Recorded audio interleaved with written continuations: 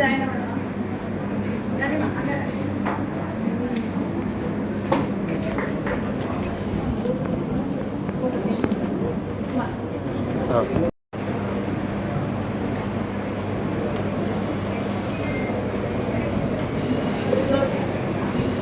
అంశాల పట్ల అంటే సమాజంలో ఉన్నటువంటి అనైక్యత లేకపోతే మహిళలకు వచ్చి చదువు పట్ల ముఖ్యంగా వాళ్ళని ప్రోత్సహించడం కావచ్చు, సమాజంలో ఉన్న అసమానతల గురించి క్వశ్చన్ చేయడం కావచ్చు.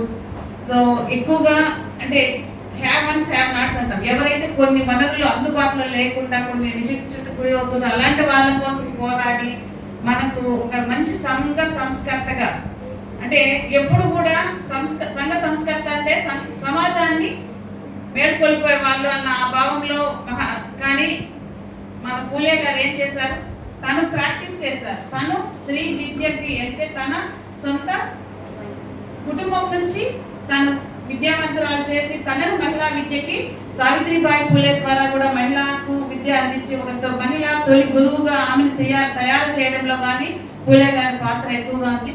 నిజంగా అలాంటి వ్యక్తి గురించి మనం ఈరోజు ఇక్కడ కార్యక్రమం చేసుకోవడం అనేది నిజమైన నివాళి అని అనిపించుకోవాలి. అంటే మనందరం కూడా అతని యొక్క ఆదర్శాలకు అనుగుణంగా మనం కూడా సమాజంలో కొంచెం మార్పు తీసుకొచ్చేదానికి పునాది వేసుకొని అలాంటి ఆలోచన కలిగి ఉండి మహిళా విద్య కావచ్చు, సమాజంలో వివక్షత ఏదైనా ఉంటే అలాంటి వాటి పట్ల మనం వచ్చి స్పందించి అలాంటి వాటిని అసమానతను తగ్గించుకుంటూ మన ప్రతి కృషి మనం చేయాలి అనేసి కోరుకుంటున్నాం. Thank you for giving this opportunity.